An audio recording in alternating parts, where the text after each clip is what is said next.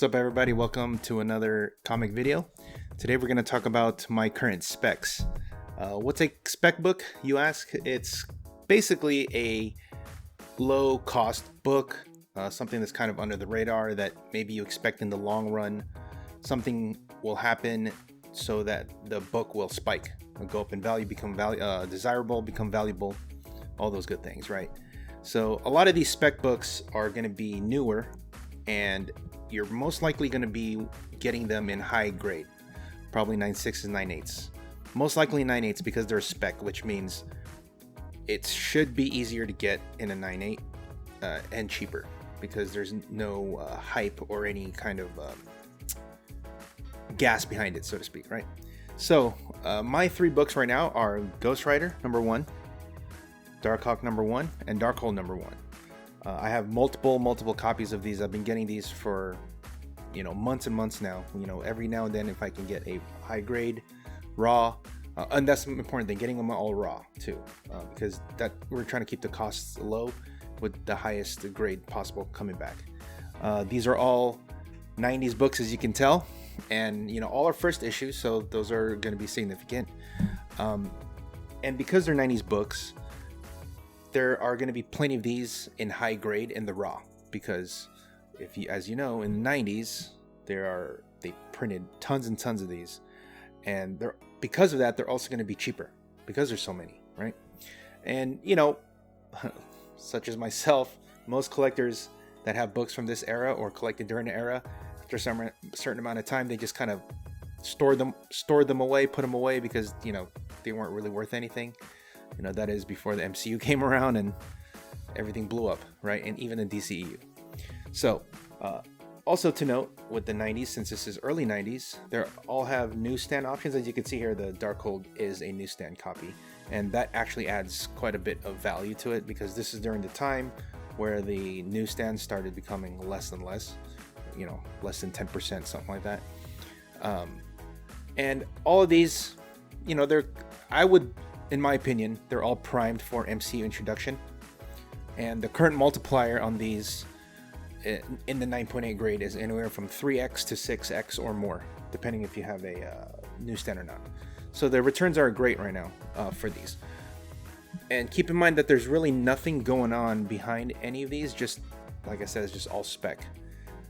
Because if you're, like I always say, if you're reading the tea leaves, you can more or less figure things out. You just got to make that educated guess. So let's go with the first one, Ghost Rider #1 from 1990. It's the first appearance of Danny Ketch as Ghost Rider, the second Ghost Rider. He has yet to appear in the MCU, though we've already had Johnny Blaze, who's Nicolas Cage. He's had 2 movies, and we had Robbie Reyes in the Agents of S.H.I.E.L.D. So we haven't had him yet, and he's the second one.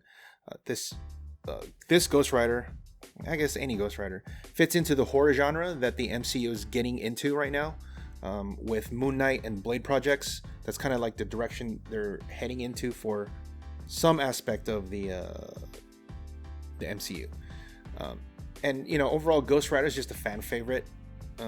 Just basically any Ghost Rider, but for me, near and dear to my heart, Danny Ketch is my boy. So this is my Ghost Rider. Anyone who's from my generation that grew up with Danny Ketch as the Ghost Rider, because I got this when I was a little kid when it came out, and just like, wow, that guy's, and I didn't even know that there was a Ghost Rider before, only later on when I started reading, like, oh, there's this Johnny Blaze guy with a ponytail, and then like, oh, that guy was a Ghost Rider. Okay, anyway, I digress, right? Sorry. But the raw FMV on this right now is about $38. Obviously, if you want to get the higher grade of these, it's probably going to be anywhere from 40 to 50 to 60. Probably more to $60 if you think they're going to be 9.8s, right? And a 9.8 of this is currently trending around the $448 mark. There are 443 of these on the census in a 9.8 grade, which is 27.7%.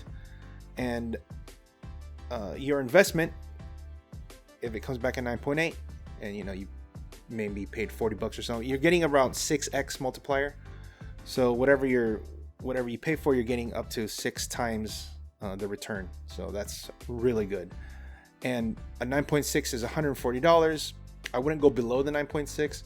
I think the only way I would get the 9.6 is if I really know that there would be something going forward with Danny Ketch, because 140 is already kind of pushing it.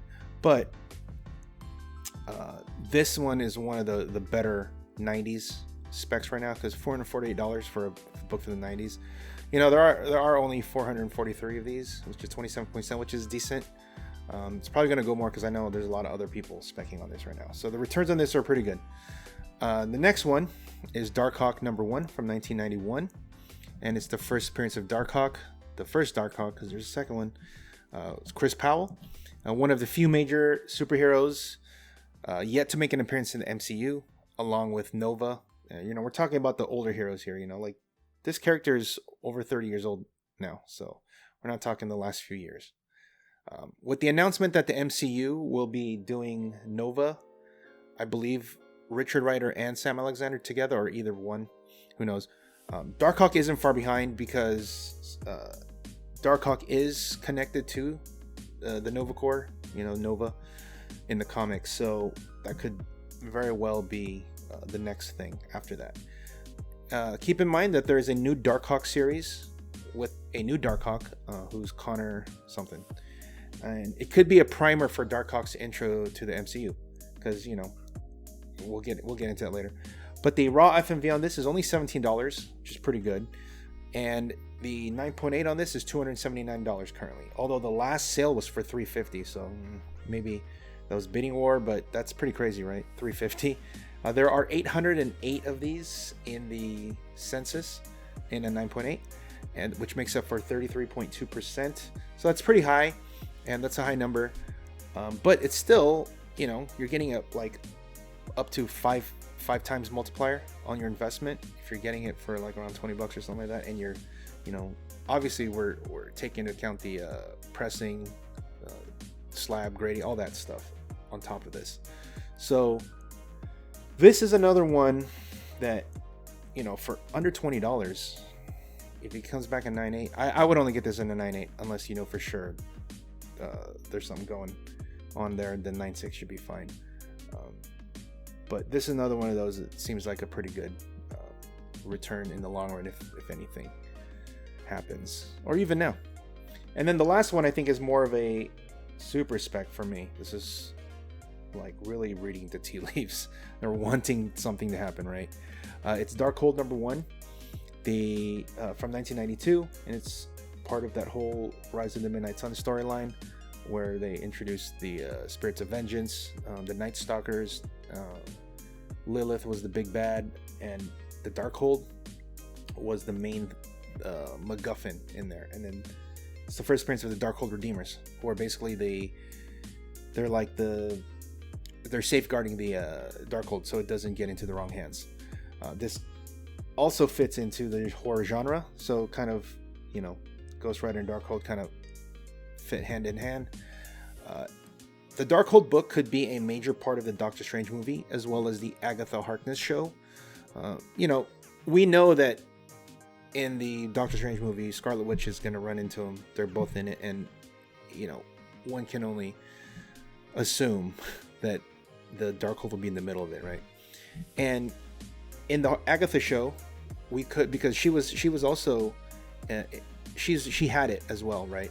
Before Scarlet Witch, and we could look into the origins of the Darkhold there, and who knows, maybe opens up a whole new book of possibilities. Sorry for that.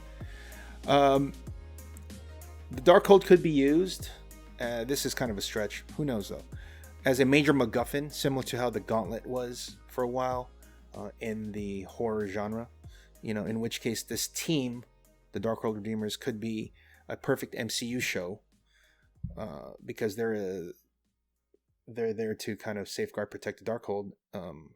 I would say imagine the Supernatural show, but in the MCU.